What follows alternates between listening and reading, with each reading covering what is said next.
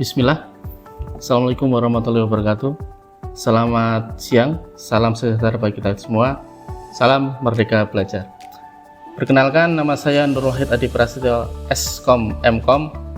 Saya merupakan salah satu dosen di program studi Sarjana Terapan Teknologi Rekayasa Multimedia di Politeknik Negeri Cilacap. Latar belakang pendidikan saya adalah S1 Teknik Informatika dan S2 Magister Teknik Informatika. Fokus saya di bidang software development dan juga expert system. Selama bekerja di Politeknik Negeri Cilacap, saya telah mengajar 2 program studi, yaitu di D4 Teknologi Rekayasa Multimedia dan juga D3 Teknik Informatika.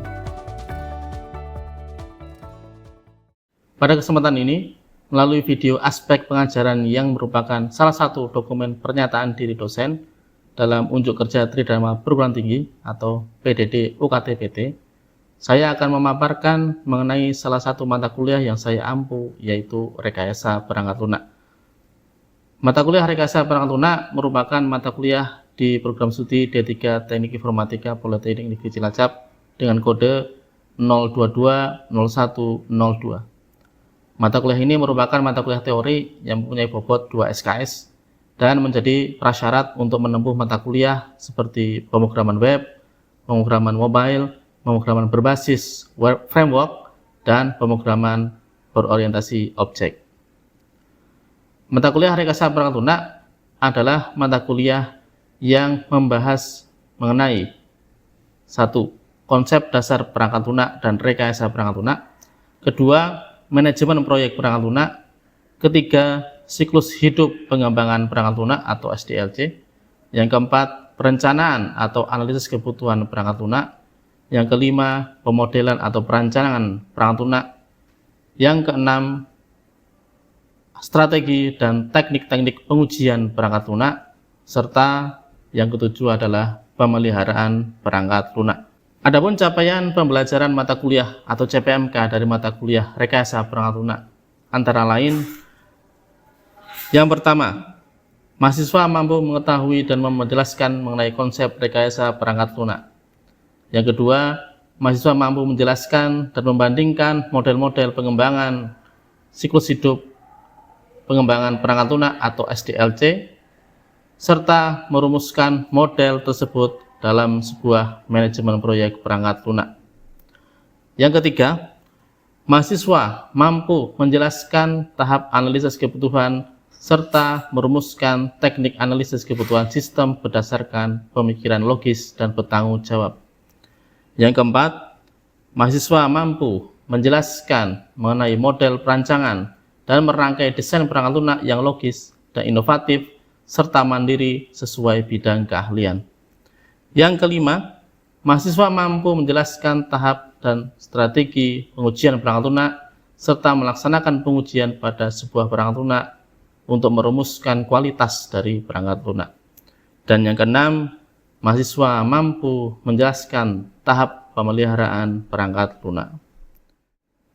Beberapa sumber atau daftar pustaka yang saya gunakan untuk menyusun materi mata kuliah Rekayasa Perangkat Lunak saya dapat dari beberapa buku seperti buku Software Engineering karya Pressman, kemudian Software Engineering karya Summerfield, dan juga beberapa buku lain serta jurnal-jurnal yang terkait dengan pengembangan perangkat lunak yang menggunakan model-model SDLC.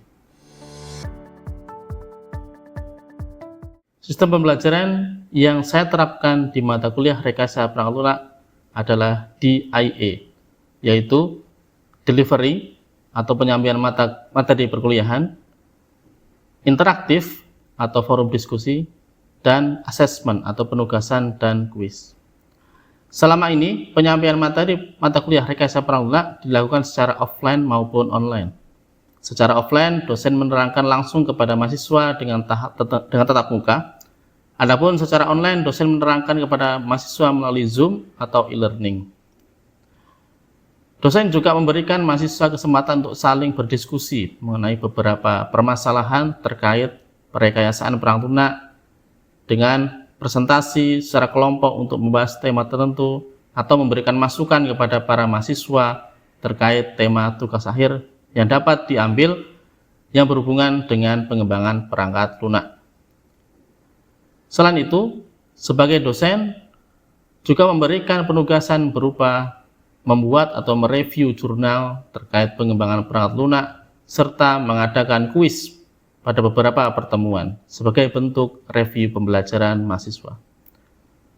Penilaian mata kuliah rekayasa perangkat lunak diambil dari beberapa aspek, yaitu UTS sebanyak 33%, UAS sebanyak 34%, dan aspek lain yang terdiri dari tugas, kuis, keaktifan, dan kehadiran sebanyak 33%.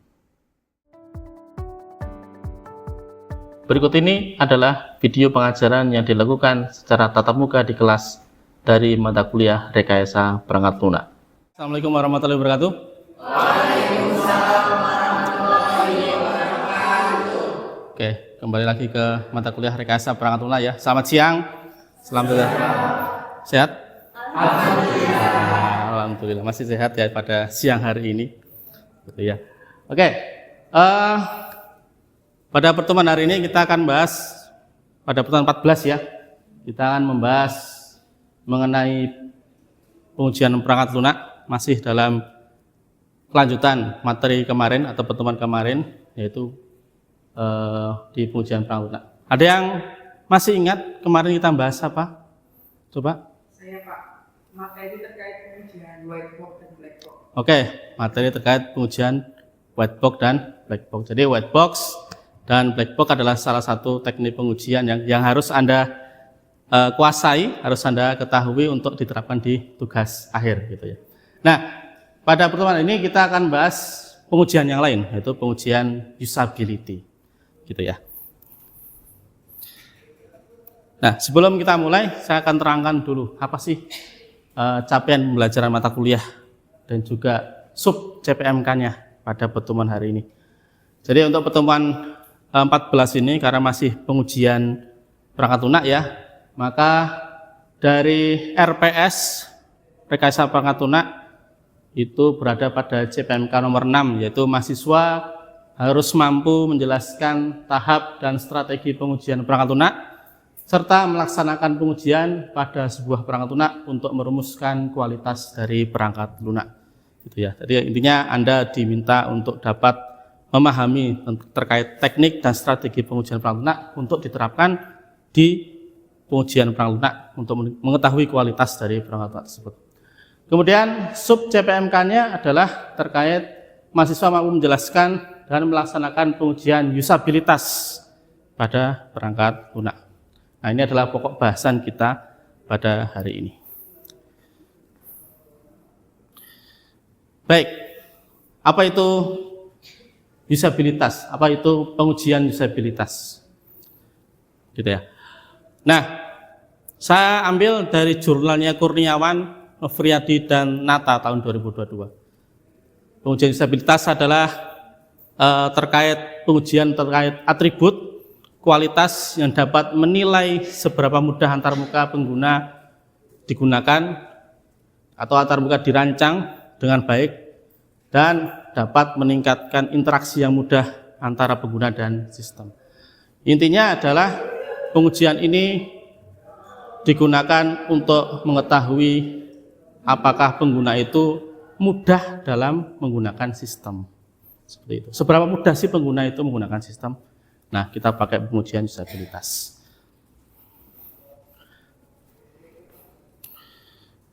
Kemudian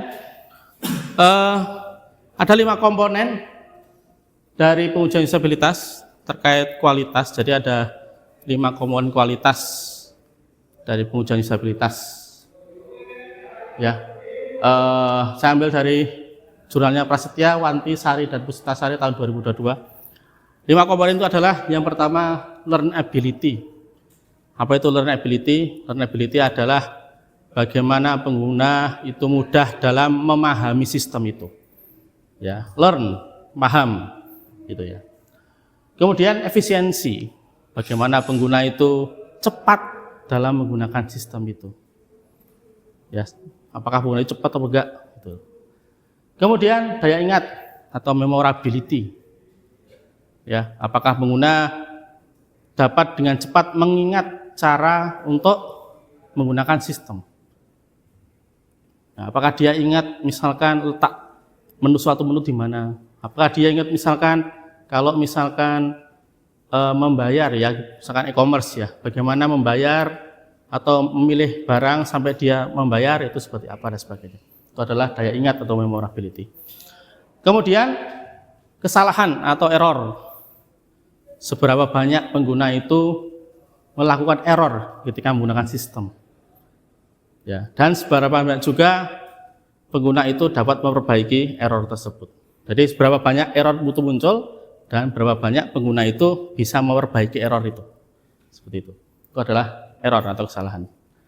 Terakhir adalah kepuasan atau satisfaction. Seberapa puas pengguna itu menggunakan sistem. Bisa dilihat dari apa? Bisa dilihat dari tampilan. Apakah pengguna itu tertarik dengan tampilan? Apakah pengguna itu karena dia tadi efisiensi, cepat, sehingga dia, wah kok bagus banget sih, cepat banget sih sistemnya. Nah itu adalah kepuasan atau satisfaction. Nah ini adalah 5 komponen kualitas dari pengujian disabilitas. Kemudian salah satu metode atau salah satu teknik pengujian disabilitas. Sebenarnya banyak sekali ya pengujian disabilitas. Cuma kita akan bahas satu saja, yaitu adalah System Usability Scale atau SUS. Ya. Nah, SUS adalah salah satu metode uji usabilitas yang menyediakan alat ukur yang quick and dirty, artinya cepat dan kotor. Kotor kenapa? Karena memang itu cepat gitu. Yang dapat diandalkan. Digunakan untuk melakukan evaluasi berbagai jenis produk atau layanan, termasuk di dalamnya hardware, bisa juga hardware, software juga bisa, perangkat mobile, termasuk software juga ya, website dan juga aplikasi. Jadi tidak hanya digunakan untuk perangkat lunak, tapi juga bisa digunakan untuk perangkat keras hardware. Seperti itu, misalkan hardware-nya cepat enggak, hardware-nya tangguh atau tidak, dan sebagainya. Ya, ini saya ambil dari jurnalnya Nurlistianti dan Purwati tahun 2021. Itu adalah pengertian SUS. Ya, sekali lagi ini adalah salah satu ya, salah satu metode uji usabilitas. Apa ya keuntungan yang didapat ketika kita menggunakan SUS dibandingkan pengujian disabilitas yang lain? Yang pertama, menurut ya saya ambil dari jurnalnya Kurniawan, Novriadi dan Nata tahun 2022. Yang pertama, SUS dapat digunakan dengan mudah, ya, karena hasilnya nanti hasil akhirnya itu skornya 0 sampai 100. Ya, artinya misalkan 0 itu berapa atau range 0 sampai 40 misalkan berapa, kemudian 41 sampai 60 berapa dan sebagainya. Nanti bisa digrupkan. Ya. Kemudian SUS sangat mudah digunakan, sangat mudah. Tidak butuh perhitungan yang rumit. Ya. Nanti kan kita akan contohkan perhitungan seperti apa, karena sederhana banget. Kemudian SUS gratis, tidak butuh biaya tambahan. Ya, paling ada nyebar kuesioner aja ya, mau online atau offline. Kalau offline ya pakai kertas, kalau online pakai Google Form itu juga bisa, seperti itu. Kemudian terakhir, SUS terbukti valid dan reliable walaupun dengan ukuran sampel yang kecil. Anda bisa misalkan menggunakan usabilitas ya, sampelnya atau respondennya itu 10 aja bisa. Ya, jangan 10 sebenarnya sih. Misalkan Anda buat sistem ya 1 angkatan lah. Berapa sih 1 angkatan? Hampir 100. Nah, itu sudah cukup ya. Itu ya, jadi keuntungannya atau manfaatnya adalah seperti ini.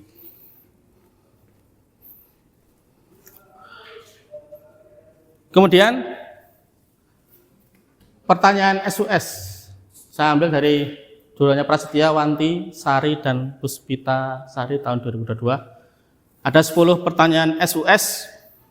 Yang pertama, ini ada kodenya ya, P01 sampai P10. Sebenarnya ini kode aja ya. Untuk misalkan Anda implementasikan pakai K1 sampai K10 juga nggak apa-apa. Itu adalah suatu kode saja. Oke, pertanyaan pertama adalah pengguna berpikir akan menggunakan aplikasi ini lagi. Artinya di sini pengguna berpikir bahwa pengguna ini aplikasi ini akan saya gunakan lagi. Kemudian nomor 2, pengguna merasa aplikasi ini sulit, rumit. Terus 3, pengguna merasa aplikasi ini mudah digunakan. Kemudian pengguna membutuhkan bantuan orang lain dalam menggunakan aplikasi ini. 5, pengguna merasa fitur ini normal sih, ya, fiturnya normal. 6, pengguna merasa masih banyak hal pada aplikasi yang tidak konsisten. Kemudian pengguna merasa orang lain dapat memahami aplikasi ini dengan cepat. Jadi, orang lain aja bisa cepat, kok saya enggak? Gitu. Kemudian pengguna merasa aplikasi ini membingungkan, membuat dia bingung. Gitu ya. Ke-9, pengguna merasa tidak terdapat kendala. Artinya ketika menggunakan aplikasi ini tidak ada kendala sama sekali. Ya, tidak ada error, tidak ada sesuatu yang membingungkan dan sebagainya. Terakhir, pengguna butuh membiasakan diri sebelum memakai aplikasi ini. Artinya butuh adaptasi. Seperti ini ya. Sampai sini ada pertanyaan dulu terkait ini. Ya. Apakah pertanyaan itu cuma 10 atau bisa ditambahkan lagi? Oke. Bagus ya pertanyaannya ya. Apakah pertanyaan ini bisa cuma 10 saja atau bisa ditambahkan lagi gitu ya. Baik. Sebatas yang saya tahu dan sebatas jurnal-jurnal yang saya lihat, saya baca terkait dengan SUS ya, tidak ada sumber yang menjelaskan apakah dia itu lebih dari 10 atau enggak. Dan hampir semua jurnal itu menulis 10. Ya, menulis 10. Artinya coba nanti dicari lagi ya, apakah ada sumber lain yang menyatakan bahwa dia boleh 10. Tapi sebatas yang saya tahu dan saya terapkan di beberapa penelitian saya, pertanyaannya 10 dan dia berputar dengan pertanyaan ini saja. Artinya kemungkinan tidak ada tambahan lagi. Tapi bisa Anda cari lagi ya sumbernya itu. Seperti itu. Oke.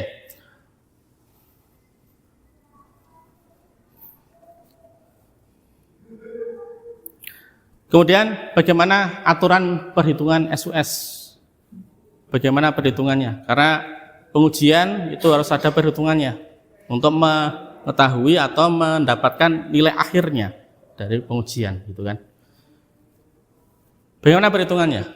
Nah, perhitungannya itu dimulai dari pemberian nilai pertanyaan tadi. Jadi setiap pertanyaan akan diisi oleh responden. Dengan skala berapa? 1 sampai 5. Jadi dia menggunakan skala Likert 1 sampai 5. Nah, 1 biasanya akan digunakan untuk menentukan dia itu tidak setuju, sangat tidak setuju. Ya. Kemudian 5 itu menandakan bahwa dia itu sangat setuju. Gitu. Jadi 1 itu lebih ke negatif banget, 5 itu lebih ke positif banget, atau ya banget itulah ya. Kalau 1 itu tidak banget. Kemudian aturan perhitungannya dari SUS menurut Setiawan dan Wicaksono tahun 2020. Yang pertama adalah kita harus hitung dulu pertanyaan yang ganjil. Jadi setelah diisi oleh responden, kemudian hitung pertanyaan ganjilnya 1 sampai 1 berapa ya ganjil?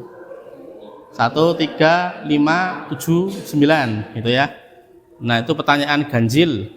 Bagaimana perhitungannya untuk pertanyaan ganjil?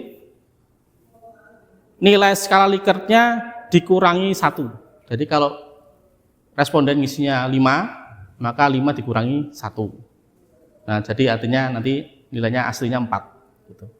Itu yang pertanyaan ganjil. Ya. Kemudian kalau pertanyaan genap, pertanyaan genap berarti 2, 4, 6, 8, 10 gitu kan. Nah, untuk pertanyaan genap maka perhitungannya adalah 5 dikurangi isian dari responden. Jadi misalkan responden isinya 3, maka 5 dikurangi 3. Sehingga Aslinya adalah 2 gitu. Nah, kenapa harus dibedakan? Kenapa harus dibedakan? Kok pertanyaan ganjil sendiri, pertanyaan genap sendiri? Nah, kalau kita lihat lagi pertanyaan yang tadi ya, maka yang ganjil-ganjil itu dia nadanya positif. Contohnya, nomor 1, pengguna berpikir akan menggunakan aplikasi lagi. Artinya kan positif. Pengguna merasa aplikasi ini mudah.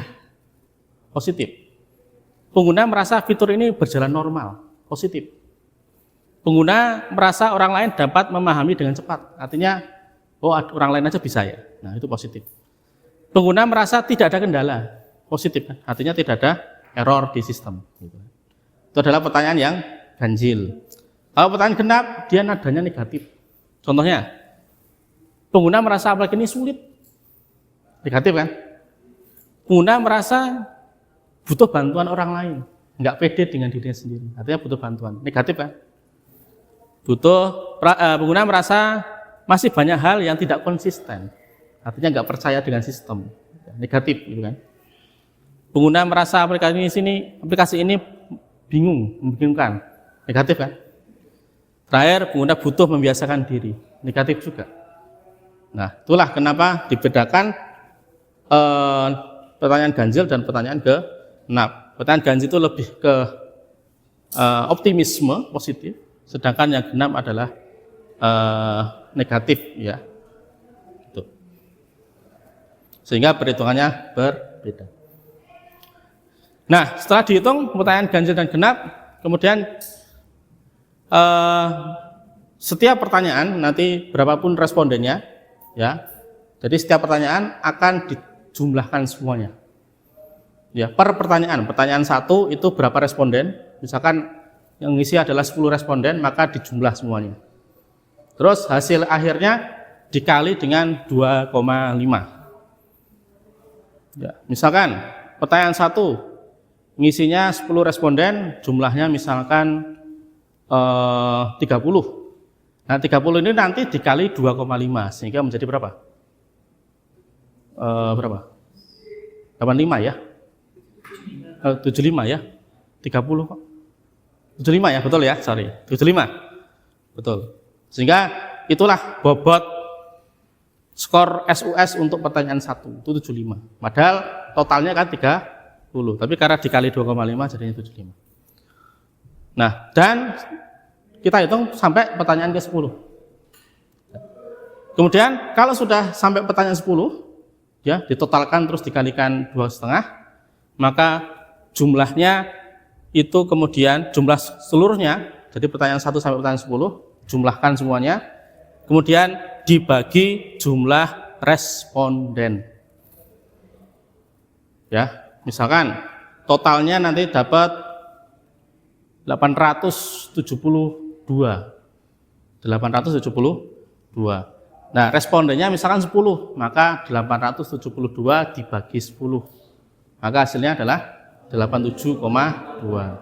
Nah, kemudian 87,2 itu nanti akan dibandingkan dengan tabel SUS untuk mendapatkan kriteria sistem.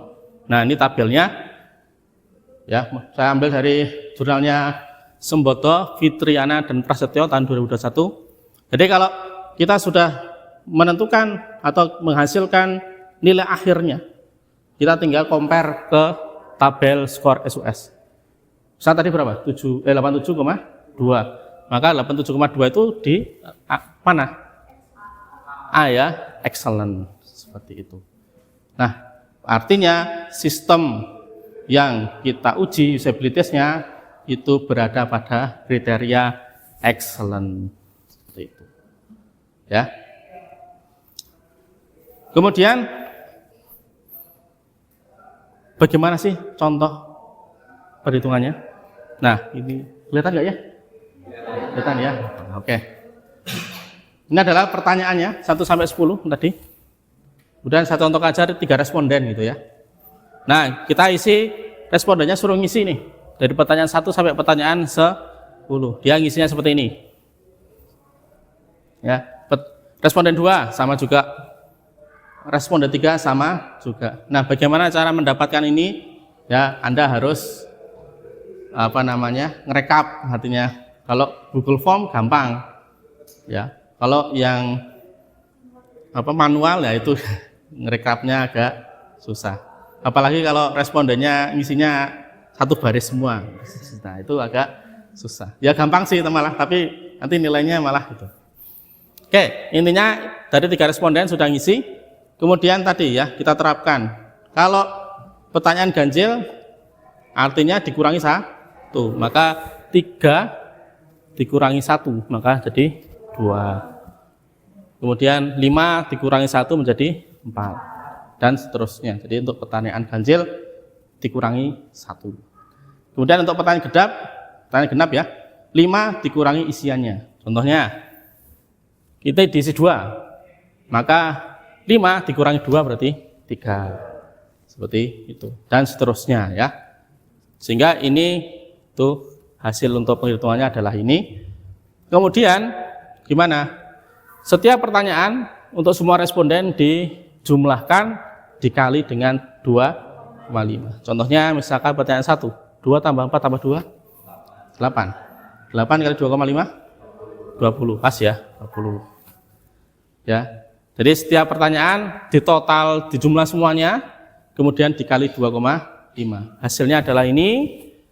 Ya, sini adalah ini. Kemudian kita total berapa sih dari pertanyaan 1 sampai pertanyaan 10? Dapatlah 227,5. Itu adalah nilai skor SUS-nya. Ya, bobot skor ya, total bobot skor SUS. Kemudian belum selesai ya. 27, ini nilai ini 227,5 kita bagi 3. Karena jumlah respondennya adalah 3, maka dapatlah 75,83. Nah, 75,83 kita compare ke tabel tadi, hasilnya adalah good, baik. Nah, seperti itu perhitungannya. Gampang kan? Nah, Anda bisa terapkan di TA Anda ya untuk perhitungan atau pengujian disabilitas ini. Ya, respondennya nggak usah banyak-banyak, 2 kelas saja cukup. Ya, atau ya kalau mau banyak 1 angkatan gitu kan. Itu bisa. Tuh.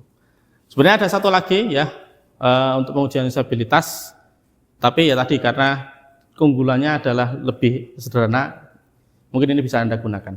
Gitu.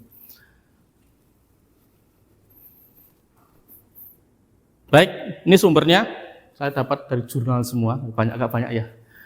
Ya, padahal cuma 5 jurnal gitu ya. Baik, kiranya itu aja pertemuan kita pada hari ini.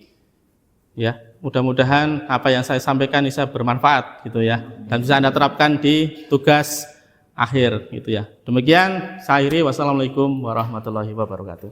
Waalaikumsalam warahmatullahi wabarakatuh.